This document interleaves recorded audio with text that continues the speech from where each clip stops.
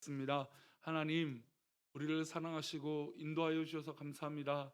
오늘도 이 코로나 위기 가운데 우리를 구별하시고 또 예배할 수 있는 은혜를 주셨는데, 그런 하나님, 우리가 세상을 사랑하고 이 땅 가운데 살아가는 것이 녹록지 않습니다. 또 때로는 우리를 넘어뜨려 하고 호신탐탐 우리를 빼앗으려고 하는 그런 악한 손길에서 우리를 구별하여 주시고, 정말 우리가 하나님의 은혜로 살아가는 기쁨과 영광으로 우리 삶이 증거가 되도록 인도하여 주옵소서. 하나님, 여러 가지 갈등과 고민 가운데 있는 우리 성도들이 있다면 그 갈등과 고민 가운데 함께하여 주시고 평안함으로 인도하시며 하나님의 선하신 뜻을 보여주셔서 우리의 길이 주님의 길이 되는 놀라운 은혜로 그 길을 걸어갈 수 있도록 담대함을 허락하여 주옵소서. 이 시간 말씀을 듣사오니 하나님, 전하는 저에게 듣는 우리 모든 성도들에게 은혜를 주시고 같은 마음 주셔서 하나님 영광 가운데 이 말씀 붙들고 살아가게 하여 주옵소서. 지켜주실 것을 믿사오며 거룩하신 예수 그리스도 이름으로 기도 올리옵나이다. 아멘. 아멘. 감사합니다. 한 주 동안 우리 성도들 편안하셨습니까? 네, 감사합니다. 진짜 기대가 되는 것은 확진자가 조금씩 줄어들고 있어서 너무 기대가 돼요. 백신의 효과가 진짜 이렇게 힘을 발휘하게 되는가? 또 물론 뭐 백신을 70% 80% 맞은 나라에서도 돌파 감염도 많고 여러 가지가 있지만 원인과 이유들이 조금씩 밝혀지고 있더라고요. 그래서 우리나라가 이렇게 열심히 마스크 잘 쓰고 또 우리 모든 사람들이 조심하면 이 위기들을 힘으로 능력으로 변화시키게 될 줄 믿습니다. 그래서 우리 성도들이 지금 선택하고 있는 모든 고민들, 기도의 제목이 하나님 뜻 가운데 있기를 축복합니다. 아멘. 아니, 이렇게 기대가 되고 막 소망이 넘치는데 한 가지 안타까운 뉴스가 지난주에 있었어요. 어떤 안타까운 뉴스였냐면, 사실 저에게는 굉장히 충격적이고 사실 요즘 이 시대를 진단하는데, 이제 목회자로서 시대를 진단하는 건 굉장히 중요합니다. 목회자가 시대를 상황들을 바라보고 이런 사회 현상이구나, 하나님의 손길이 무엇이 필요하고 또 악한 물결은 어떻게 일어나고 있는가에 대해서 판단이 이 목회자에겐 굉장히 중요합니다. 그래서 사회적 판단을 저 나름대로 하고 있고 하나님 앞에 기도하는 가운데 내 생각이 정말 맞구나라고 하는 뉴스가 무슨 뉴스였냐면, 만 18세 되는 청소년 3명이, 그것도 이제 남자 둘 여자 한 명이 공모해서 남자의 여자친구를 살해하는, 그러니까 10대잖아요. 10대인데 그 살해해서 살해 계획을 모의해서 보험금을 타려고 하는 그런 뉴스가 나왔어요. 그 보험금이 얼마냐? 얼마길래 저 학생들이, 저 어린 나이에 사람들이 살인을 저지르려고 모의를 했을까 했더니 보험금이 5억 원이었어요. 보험 설계사로 취업한 지 얼마 되지 않은 친구가 그 여자한테 보험을 가입시키고 그 수혜자로 이제 그 남자친구를 설정을 해놓은 거죠. 물론 뭐 대부분이 우리 뭐 보험을 하시는 분도 있지만 그렇게 살인 사건이 나면 보험금을 받을 수 있지 않습니다. 그러니까 사실 받을 수 있지도 못하는데, 그것도 잘 모르면서 자기가 이제 보험회사에 다니고 그렇게 뭐 생명을 이렇게 하면은 보험금 큰 돈을 받을 수 있다라고 하는 그 돈에 먼 것이죠.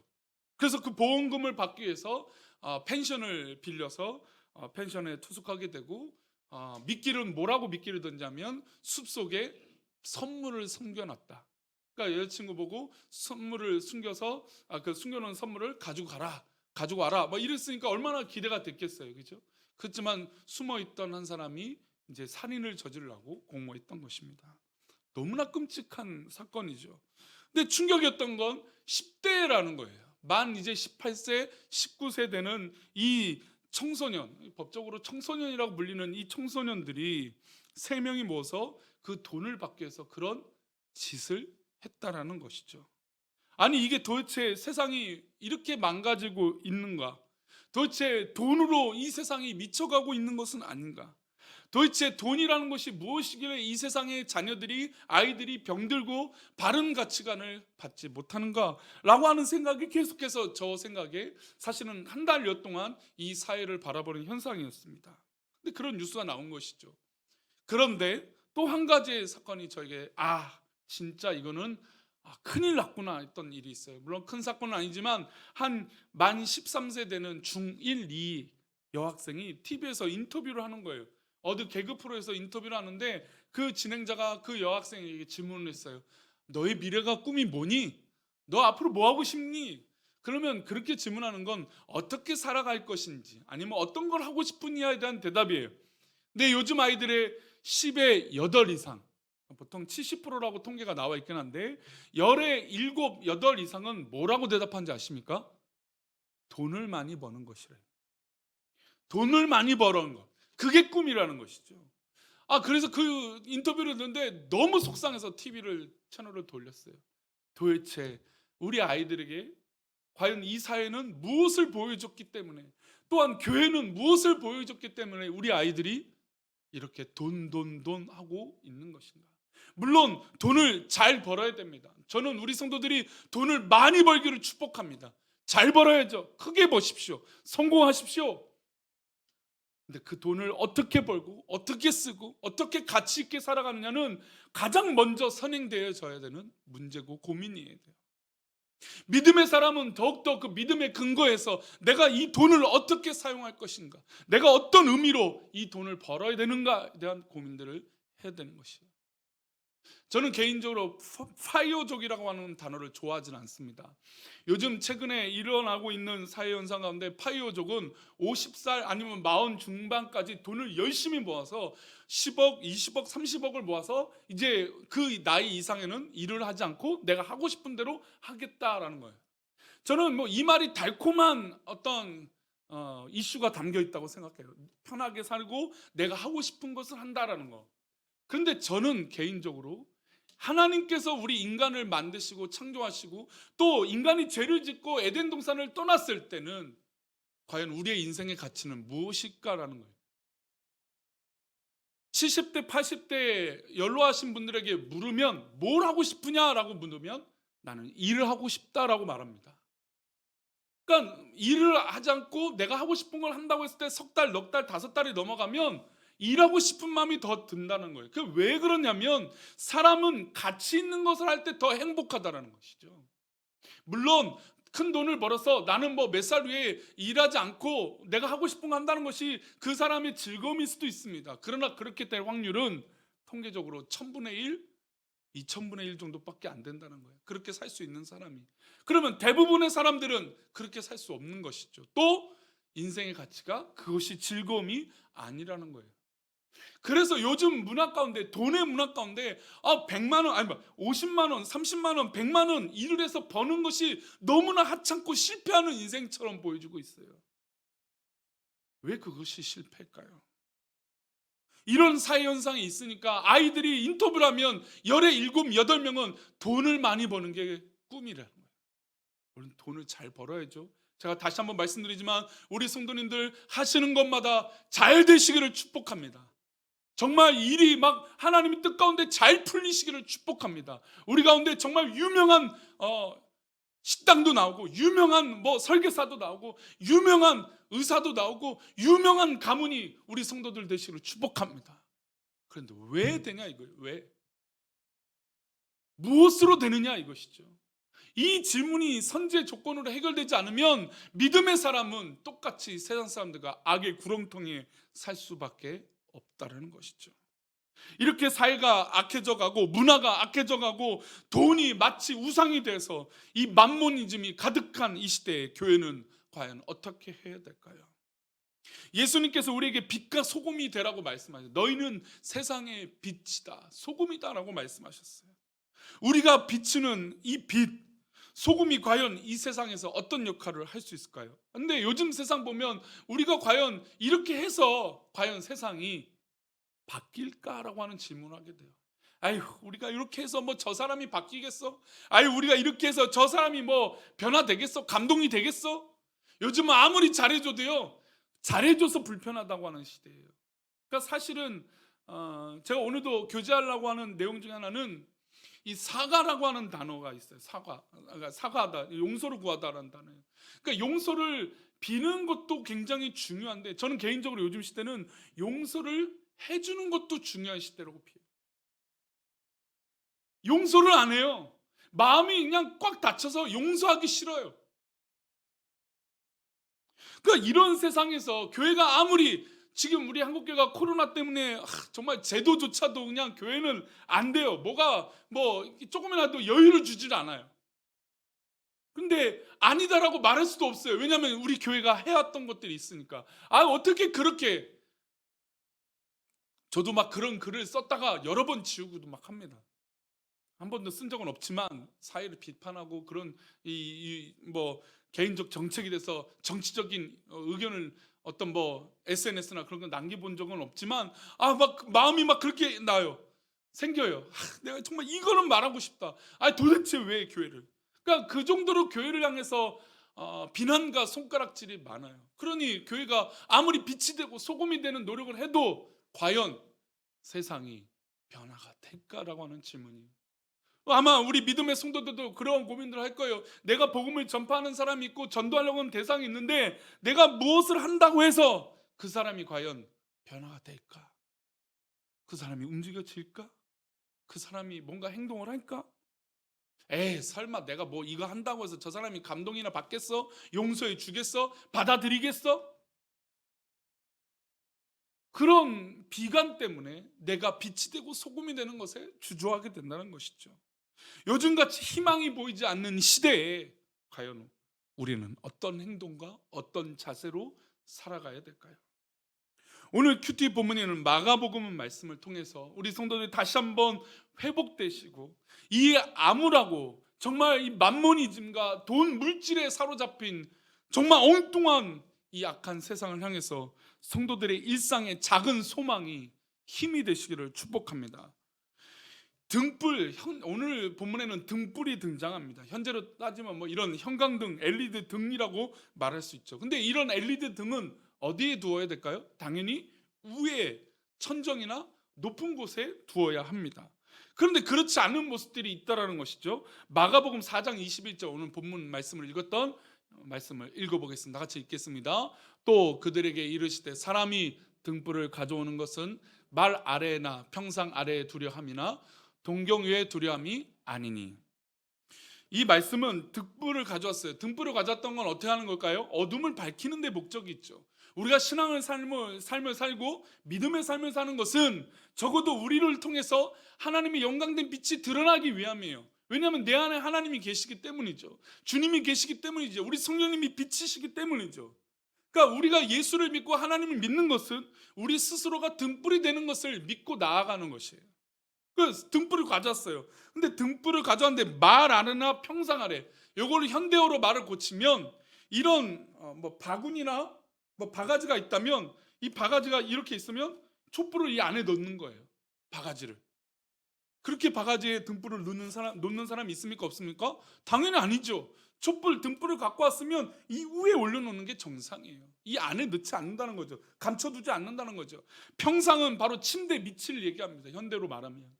그 등불을 가져와서 굳이 침대 밑에 어두운데 깊숙이 넣어놓을 이유는 없다라는 겁니다.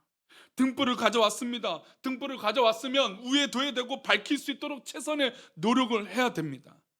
우리를 향하여 우리 주님께서 빛과 소금이라고 하신 주님의 말씀을 생각하면 바로 우리 스스로가 무엇이에요? 등불입니다. 한번 따라할까요? 내가 스스로 등불이다. 근데 등불이라고 하니까 우리 성도님 자신감이 있습니까? 에이구, 뭐 내가 등불이야, 무슨 요즘 이런 세상에 무슨 내가 등불이 되겠어? 등불이라는 상상조차도 사실은 하기 힘든 사회인 건 맞죠. 그러나 우리 주님은 우리에게 빛과 소금이 되고 우리 보고 등불이라고 말씀하세요. 그런데 우리의 문제 인식은 이 등불에 대해서 별로 크지 않다라는 거예요. 제가 지금 따라하라고 말씀드렸지만 물론 뭐 코로나 때문에 조심스럽게 말씀도 하시겠지만 굉장히 이 등불이 내가 스스로 된다는 게 요즘 현대 교인들, 성도들이 굉장히 두려워하는 일이라는 거예요. 왜냐하면 세상이 교회를 향해서 그렇게 기뻐하지 않거든요. 성도를 향해서 정상적으로 우리를 바라보지 않거든요. 그러니 내가 등불이라도 무슨 힘이 있겠어? 라고 하는 주저하는 마음이 생긴다는 겁니다. 세상이 이렇게 악한데 힘들게 빛을 발한다고 해서, 빛을 비친다고 해서 뭐가 변화가 되겠어? 내가 이렇게 한다고 해서 우리 공동체가 바뀌겠어? 내가 이렇게 사랑하고 용서한다고 해서 우리 주변의 사람들이 변화되겠어? 막 이런 갈등과 고민들이 먼저 되는 게 현실이라는 것이죠. 그래서 차라리 에이 부딪히지, 내가 옳은 대로 행동하지, 내가 맞으니까 내 맞은 말대로 해야지, 그런 오기들이 우리 가운데 오히려 생기고 있다는 것이죠. 그래서 요즘 보면 그냥 말 표현들이요 되게 공격적이고 참지 못하는 사회 현상들을 보여요. 그러니까 막 참지 못해요. 지난번에도 말씀드렸지만 그냥 마귀 사냥하듯이 막 세상을 이렇게 몰아가요. 근데 그게 막 교회 안에서도 막 그런 현상들이 일어나려고 막 그래요. 그런데 아무리 악한 것이 있을지라도 분명 드러나게 될 줄 믿습니다. 우리는 이런 희망을 갖는 거예요. 그러니까 우리가 아무리 작은 등불이잖아요. 우리가 스스로 생각할 때 아유 요 등불이, 내 등불이 무슨 희망이 되겠어? 뭐가 소망이 되겠어? 라고 하지만 그러나 성경은 그렇게 말씀하지 않았어요. 아무리 작고 작은 등불일지라도 빛이 드러나고 어둠이 걷히고 진실은 드러난다라고 말씀하고 있다라는 것이죠. 우리의 좌절은 이렇게 해도 변화되지 않을 것 같은 생각에 먼저 스스로 포기합니다. 에이 안 되겠지. 그러나 성경은 분명히 진실이 드러날 것을 말씀하세요. 우리 22절 말씀입니다. 오늘 큐티 본문의 말씀은 마가복음 4장 22절 함께 읽겠습니다. 드러내지 하지 않고는 숨긴 것이 없고 나타내려 하지 않고는 감추인 것이 없느니라. 이 말씀은 숨긴 것은 결국 어떻게 돼요? 나타나져요. 사람이 참 비밀을 간직한다는 게 굉장히 어려워요.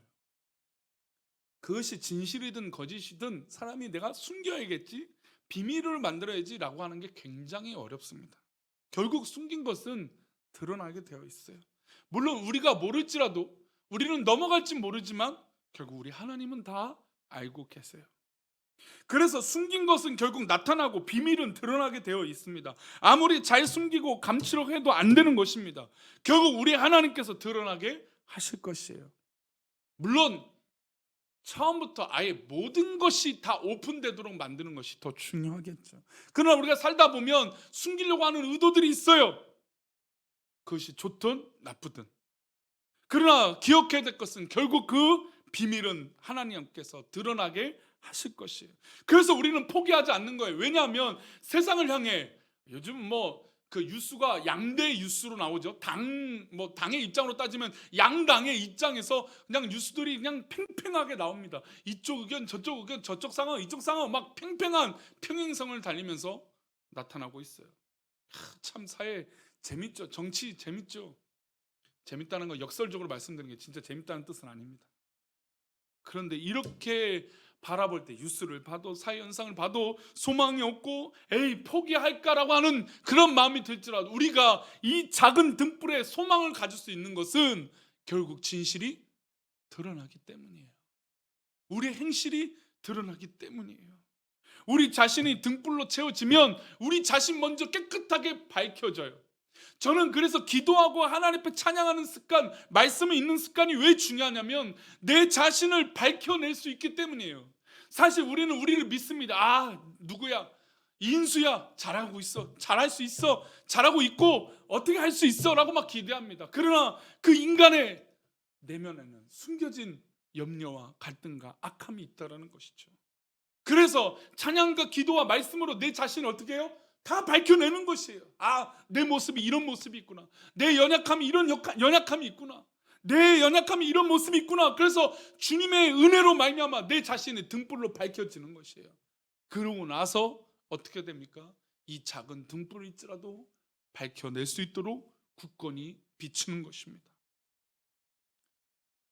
사무엘하 22장 29절은 다윗의 고백이에요. 다윗의 고백이 어떤 고백이냐 한번 보겠습니다. 사무엘하 22장 29절 말씀 함께 읽겠습니다. 시작. 여호와여 주는 나의 등불이시니 여호와께서 나의 어둠을 밝히시리이다. 이 얘기는 어떤 상황이냐면 사울 왕이 지금 누구를 죽이려고 달려들고 있냐면 군대를 모이고 군인들을 모았냐면 다윗을 죽이려고 막 달려들고 있어요. 물론 다윗이 피하기도 잘 피하고 또 사울을 향해서 역공할 펼칠 기회도 여러 번 있었습니다. 그러니까 사울을 죽일 수 있는 기회도 있었어요. 그렇다고 해서 다윗이 그 올무에서 자유할 수 있느냐? 그렇지 않아요. 과정이 안 좋아지면 결국은 결과도 안 좋아지게 되거든요. 그러니까 다윗은 그것을 알아요. 그렇기 때문에 사울 왕이 자신을 죽인다는 건 엄청난 벽이에요. 왜냐하면 사울 왕을 죽여도 문제고 안 죽여도 문제이기 때문이에요. 어떤 분들은 아예 다윗을 죽이면 되지 않을까라고 공격하고 복수하면 되겠다라고 생각하지만, 죄송하지만 왕위를 얻는다라고 하는 관점으로, 다윗이 꿈꿔왔던 하나님의 기름 부음을 받았던 그 관점으로 봤다면 결국 그 피로 말미암아 어떻게 될까요? 다윗 스스로도 무너지게 돼요. 그러니까 다윗은 그것을 너무나 잘 알아요. 사울 왕을 죽이는 것도 문제고 내가 죽임을 당하는 것도 문제, 위협을 당하고 있는 것도 문제라는 걸 알아요. 그래서 사울 왕이 자기를 죽이려고 할 때 계속해서 도망 다니고, 심지어 어느 지역까지 가냐면 자신의 원수인 나라인 블레셋 지구까지 갑니다. 블레셋이라는 곳에 가서 자기 목숨을 부지하고 유지하기 위해서 도움을 청하고, 그리고 그 나라에 그 블레셋의 장군이 되겠다라고 합니다. 그러니까 뭐예요? 자신의 목숨을 유지하고 부지하기 위해서요. 그 정도로 거대한 벽이 누구입니까? 바로 사울 왕이었어요. 그러니까 사울 왕이 계속해서 자신을 죽이려고 하니까 어떻게 됩니까? 너무너무 힘들거든요. 괴롭거든요. 아, 어떡해. 그래서 아무리 다윗이 이겨내려고 해도 쉽지 않았습니다. 죽음의 위기가 닥쳐올 때마다, 쫓아온다는 소식을 들을 때마다 잠도 제대로 잘 수 없을 만큼 불안하였습니다. 사실 누군가 쫓아온다고 밤낮 나그를 잡으러 오겠다고 하면 발 뻗고 편하게 잘 수 있는 사람 아마 없을 거예요. 굉장히 긴장하게 되죠. 뭐라도 소리가 탁 나면 그냥 막 깨워서 뭔가 액션하고 움직이려고 하죠. 근데 그런 생활을 계속한다는 게 아마 쉽지 않았을 것입니다. 그런 벽과 위기가 다윗 가운데 있었어요. 그때 고백했던 말씀이 바로 이 말씀이에요. 여호와여, 주는 나의 등불이시니. 그러니까 다윗은 자기 앞에 너무나 어둠이 가득했어요. 이래도 안 되고 저래도 안 되고, 이렇게 선택해도 역적이 되고 저렇게 선택해도 역적이 되고, 너무나 갈팡질팡, 아무것도 선택할 수 있는 방법이 없었습니다. 그런데 그 가운데 하나님 앞에 찾아서 기도하는 것은 여호와는 나의 등불이시다. 그리고 여호와께서 결국에 어떻게 해요? 나의 어둠을 밝혀주신다는 겁니다. 결국 나를 밝혀주시고 세상을 밝혀주실 분은 과연 누구입니까? 누구의 능력입니까? 하나님이시라는 겁니다. 그 위대한 다윗도 물론 쫓겨나가고 죽음의 위기 가운데 몰려가고 있는 다윗이지만, 그럼에도 그 능력 있는 다윗이 선택할 수 있는 건, 이 어둠을 밝히는 건 하나님이시라는 것이에요. 나는 등불을 가지고 있지만 이 등불을 밝히시는 분은 오직 하나님이신 줄 믿습니다. 그러니 믿음의 사람들의 행동이 멈출 이유가 없어요. 우리가 아무리 작은 행동일지라도 우리 성도님들 포기하지 않기를 축복합니다. 우리의 작은 행동이 소망이 되는 것이, 즉 우리가 하나님의 은혜로 빛이 가득 채워져야 돼요.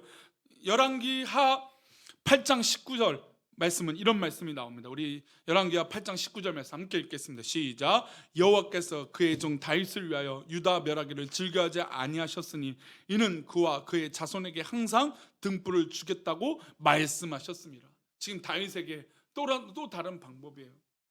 유다, 자신이 속한 지파예요. 근데 다윗에게 확신을 주시는 건 어떤 확신이냐면, 다윗을 위해서, 지금 다윗에게 확신을 주시기 위해서 말씀하세요. 유다를 멸하기를 즐거워하지 않는다. 즉 믿음의 성도들, 하나님께서 선택하신 백성들을 멸하기를, 망하기를 즐거워하지 않는다라는 말씀하시는 것이죠. 왜 그럴까요? 어떤 약속입니까? 이는 그와 그의 자손을 항상 등불로 주겠다라고 말씀하셨다는 거예요. 하나님의 약속이 있다라는 것이죠. 하나님의 약속은 믿음의 성도들을 지키시고 인도하여 주신 줄 믿습니다. 하나님께서 우리 믿음의 성도들을 잘되게 해주실 거예요. 말씀드린 대로 이 잘되는 목적이 과연 어디 있는지만 찾아내면 돼요. 우리 성도들이 왜 잘돼야 되는지, 왜 성공을 해야 되는지 그 이유를 발견하면 하나님께서 그 등불로 우리 성도들을 인도하여 줄 줄 믿습니다. 그러나 인간의 마음으로, 인간의 욕심으로, 욕망으로 우리의 성공과 가치를 두고 있다면 이 등불은 더 이상 하나님이 즐거워하지 않게 되는 것이죠. 우리 스스로 소심해지고, 이래도 쉽지 않고 저래도 안 되고, 뭐 이렇게 해서 세상이 변화될까? 이렇게 해서 우리 공동체가 좋아질까? 아이고, 이런 행동으로 말미암아 우리 성도들이 기뻐할까? 그런 의심이 들 때 하나님의 그 약속을 믿고 나아가시길 축복합니다. 그의 자손에게 항상 등불을 주시겠다. 하나님께서 우리 믿음의 백성들에게 등불을 주시는 것이구나. 그것을 믿고 나아가면, 우리가 주님 앞에 기도하고 그 은혜를 입었다면 결국 분명 응답받게 될 줄 믿습니다. 그래서 요한은 우리가 하여튼 그런 부담감이 없어야 돼요. 왜냐면 이제 위대한 사람들 있잖아요. 세례 요한하면 어떤 사람이 광야에서 메뚜기와 역청을 먹으면서 옷도 제대로 입지 않으면서 복음과 회개를 가르쳤던 그 위대한 세례 요한. 그러니까 사실은 우리가 뭔가 긍정적인 일을 하고 소망적인 일을 하고 희망적인 일을 하고 하나님이 등불을 댄다고 할 때 부담감이 생겨요. 어떤 부담감이 생기냐면 내가 그 사람만큼 할 수 있을까? 내가 저만큼 이뤄낼 수 있을까? 그런 목적 의식 때문에 나는 저 정도 안 될 거야 라고 지레 포기하는 경우들이 생겨요. 그래서 요한복음 5장 35절은 그런 말씀이 나옵니다. 그런 부담감을 갖고 있는 사람들에게 이런 말씀을 해줘요. 읽겠습니다. 시작. 요한은 켜서 비추이는 등불이라 너희가 한때 그 빛에 즐거이 있기를 원하였거냐. 요한은 스스로 빛을 낼 수 있는 사람이라고 모든 사람들이 생각했어요. 세례 요한은 뭐 그냥 모든 사람들이 인정할 정도로 저 사람은 스스로 빛을 내는 사람이야. 그런데 우리 자신을 보면 어떻게 돼요? 그렇지 못하죠. 내가 무슨 빛이야. 그래서 우리는 그냥 저 사람에게 속해 있으면 된다라고 생각했어요. 그 빛에 즐거이 있기만 하면 우리도 빛이 되는 거라고 생각했어요. 이 얘기를 생각하다가 한국교회 요즘 원로 목사님들, 그러니까 믿음의 선조들이 이제 거의 우리 한국교회 부흥을 이끌으셨던 1세대 목회자들, 그러니까 부흥기에 70년대, 80년대, 90년대 초반까지 이 부흥을 이끌었던 한국 목회자 위대한 지도자들이 이제 거의 소천하셨어요. 하나님 부르심을 받았죠. 그러고 나니까 요즘 누가 위대하고 누가 요즘 존경받을 목사님인가? 했더니 사실 이전만큼은 많지 않은 것 같아요. 예전에는 어느 동네 어느 목사님, 어느 교회 어느 목사님 이러면 막 모든 사람들, 사실 믿지 않는 사람들도 알 정도로 그런 영향력이 있었습니다. 근데 요즘은 그런 영향력과 그런 위대한 설교가 위대한 전도자, 위대한 제자 훈련가 그런 사람들이 별로 보이지 않아요. 목회자가 보이지 않아요. 그러면 이제 그런 생각이 들죠. 한국교회 진짜 문제구나. 근데 저는 한편 또 그런 생각이 들어요. 이 말씀을 읽어보니까 우리가 그냥 세례 요한이라고 하는 위대한 사람 속에만 있으려고 했거는 인간적인 마음이 있구나. 왜냐하면 편하거든요. 위대하고 대단한 사람이 있으면 그 사람만 쫓아가면 되는 거거든요. 간단한 일이 될 수 있어요. 그런데 우리 주님께서 우리에게 뭐라고 말씀합니까? 가서 전하라라고 말씀하세요. 즉 위대한 사람, 위대한 등불 아래 있기를 즐거워하지 말고 우리 스스로 등불이 되기를 원하신다는 겁니다. 그러면 한국교회가 위대한 목회자들이 다 하나님의 부르심을 받았다면 이제 우리의 역할이 필요한 거예요. 내가 이제 빛을 비추는 시기가 왔구나. 전 그래서 희망이 보여요.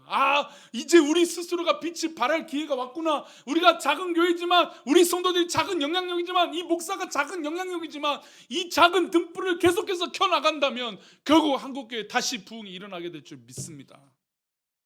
우리는 자꾸 안주하려고 해요. 아니면 때로는 포기하려고 해요. 뭐 내가 이거 한다고 되겠어?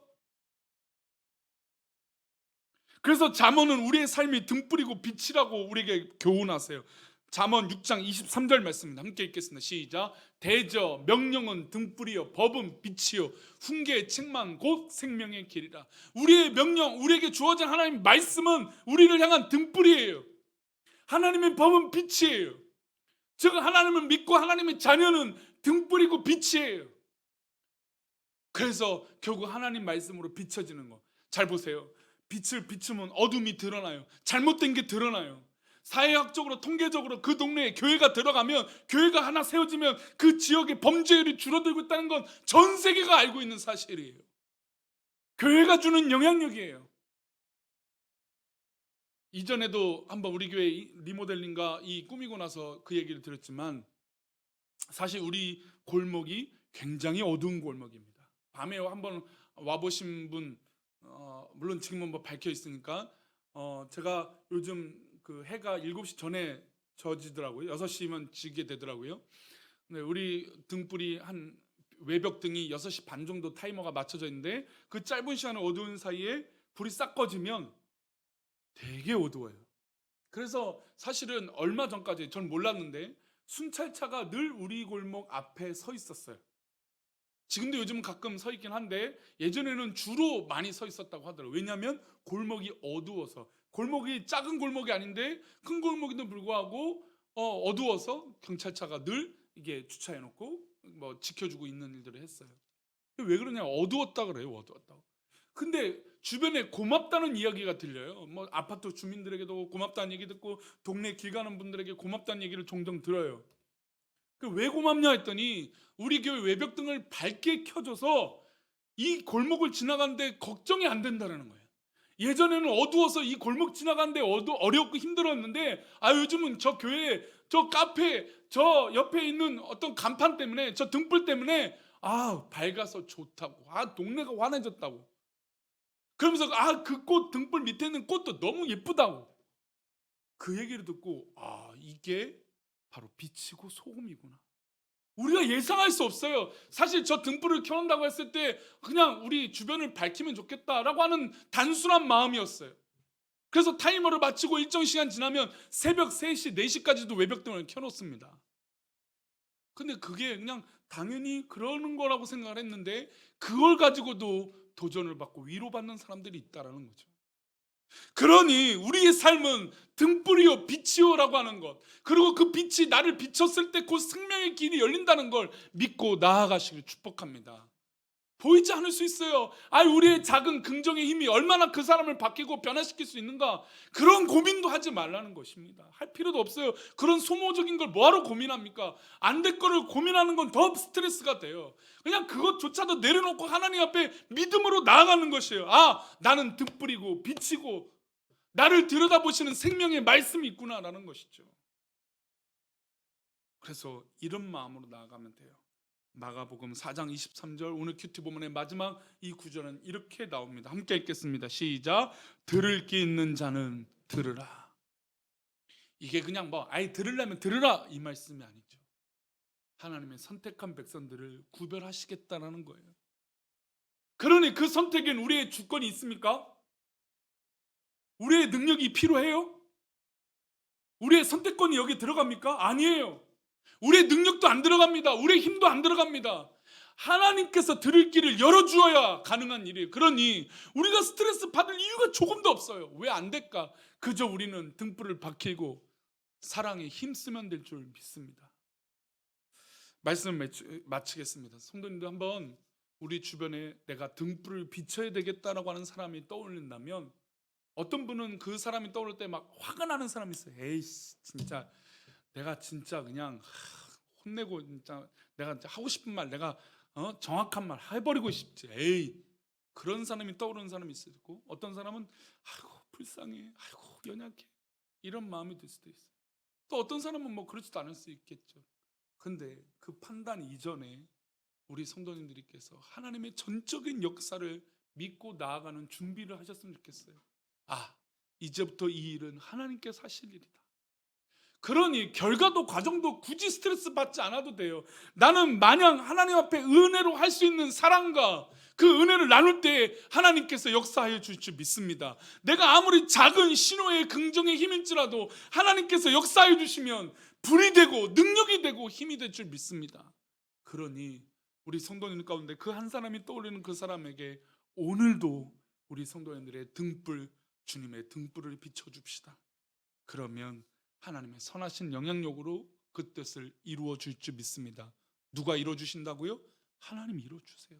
그러니 우리 성도들 스트레스 받지 마시고, 가뜩이나 그냥 어려운 시대 그냥 막 마음이 힘들어서 그러지 마시고 자유하시기를 축복합니다. 하나님 분명히 역사하세요. 하나님 분명히 이끌어 주실 거예요. 하나님 분명히 인도하셔서 그 모든 어려운 환경들을 하나님의 등불로 비춰주실 줄 믿습니다. 오늘도 우리 하루 가운데 긍정적인 작은 신호의 이 불빛을 비춤으로 어둠을 밝히는 우리 모두가 되시기를 축원합니다.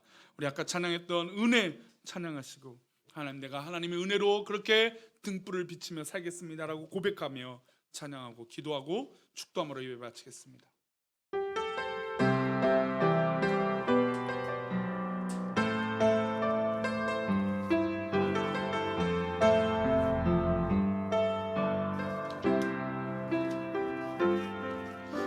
내가 누려왔던 모든 것들이,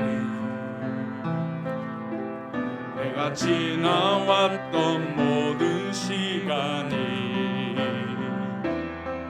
내가 걸어왔던 모든 순간이 당연한 것 아니라 은혜였소. 아침 해가 뜨고 저녁에 노을, 아침 해가 뜨고 저녁에 노을, 봄의 꽃향기와 가을의 열매, 변하는 계절의 모든 순간이 당연한 것 아니라. 2절입니다. 내가 이 땅에 태어나 사는 것, 내가 이 땅에 태어나 사는 것, 어린아이 시절과 지금까지 숨을 쉬며 살며 숨을 끄는 삶, 당연한 것 아니라 은혜였소. 내가 하나님의 자녀로, 내가 하나님의 자녀로 살며 오늘 찬양하고 예배하는 삶, 복음을 전할 수 있는 축복이 당연한 것 아니라, 당연한 것 아니라 은혜였어. 모든 것이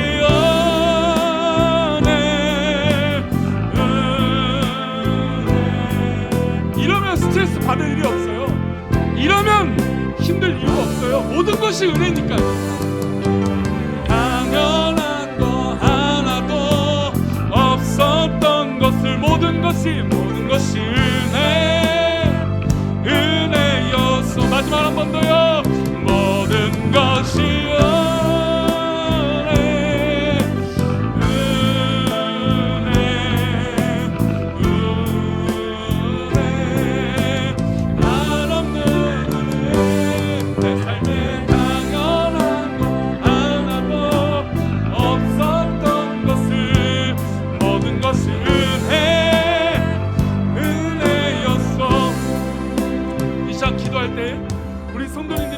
살 선택들이 있어요. 아, 내가 이번 주에 이것을 하고 저것을 하고 이렇게 해야 되겠다라고 하는 것들이 있어요.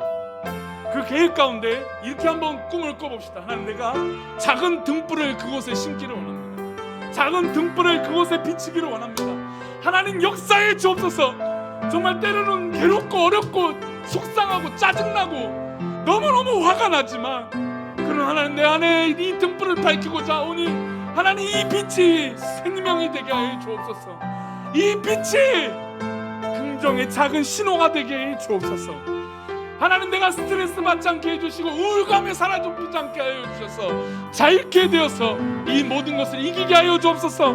우리 그런 마음으로 하나님, 모든 것이 은혜입니다, 모든 것이 하나님의 뜻입니다라고 고백하며 우리들의 한 주간의 선택을 위해서 기도하겠습니다. 아직 기도합니다. 하나님, 이 한 주간의 선택이 하나님의 등불이 되게 원합니다. 하나님의 은혜로 말미암아 우리의 등불이 하나님 온전히 있기를 소망하오니 주여 역사여 은혜를 베풀어 주셔서 하나님의 크신 계획 가운데 우리 모두가 나아가게 하여 주옵시고, 하나님 기뻐하시는 일들로 채워주는 놀라운 역사가 일어나길 원하오니 하나님 기름 부어주시고 축복하여 주옵소서. 우리 성도들의 믿음과 사랑을 하신 하나님께서 붙잡아 주시옵소서. 하나님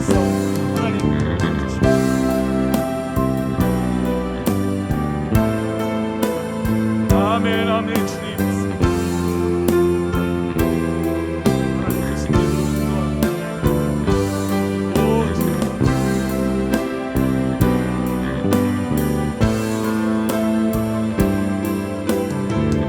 하나님 은혜로 우리를 채워 주시옵소서. 하나님 아버지, 이 한 주간 우리가 살아가며 선택하고 나아갈 때 우리가 그 선택 가운데 억울함과 속상함과 괴로움이 있을지라도 하나님, 우리가 받는 그 괴로움에 주목하는 것이 아니라 내 안에 있는 등불을 주목하게 하시고, 이 등불이 결국은 그 빛이 되어서 어둠을 밝히는 놀라운 은혜를 경험하고 사모하는 우리들 되게 하여 주옵소서. 우리 성도들 가운데 혹이나 억울하고 속상한 일이 있거든 하나님 위로하여 주시고, 그 마음 가운데 등불로 채워주시며 하나님의 말씀으로 채워주시며 하나님 은혜로 채워주셔서 세상에 줄 수 없고 물질이 나에게 줄 수 없고 세상의 가치가 우리에게 해결할 수 없는 그 놀라운 하나님의 은혜를 우리 성도들이 경험하도록 인도하여 주시옵소서. 그래서 우리 성도들 자유하게 하시며 기뻐하게 하시며 축복하게 하시며 능력으로 살아가게 하시며 기쁨으로 살아갈 수 있도록 우리의 삶을 주관하여 주시옵소서. 억눌리고 속상한 마음 하나님 축복하시고 위로하여 주셔서 하나님의 선하고 위대한 위로의 손길로 우리 성도들을 굳건하게 세워 주옵소서. 인도하여 주시고 붙잡아 주실 것을 믿사오며 예수님의 이름으로 기도 올리옵나이다. 아멘. 이제는 우리 주 예수 그리스도의 은혜와 아버지 하나님의 크신 사랑과 성령님의 감화 감동 위로 교통하심이 오늘 말씀을 듣고 우리가 비록 작은 등불을 일지라도 거기서 포기하거나 주저하는 것이 아니라 이제 이 등불을 비침으로 이 어두운 세상, 너무나 악해져 가고 있는 이 세상, 그 세상을 향하여 빛이 되고자 하는 우리 귀한 믿음의 성도들 그 고백 위에, 그걸로 이 한 주간 살아가고자 하는 모든 삶의 그 고백 위에, 선택 위에, 가정과 직장과 사업터 위에 준비하고 취업을 고민하고 앞날을 위하여 고민하고 있는 모든 그 고민의 기도 제목 위에, 자녀들과 부모님과 모든 가정 위에, 특별히 이 코로나로부터 어려움 당하고 있는 모든 이웃들 위해 이제부터 영원까지 함께 계시기를 간절히 축원하옵나이다. 아멘.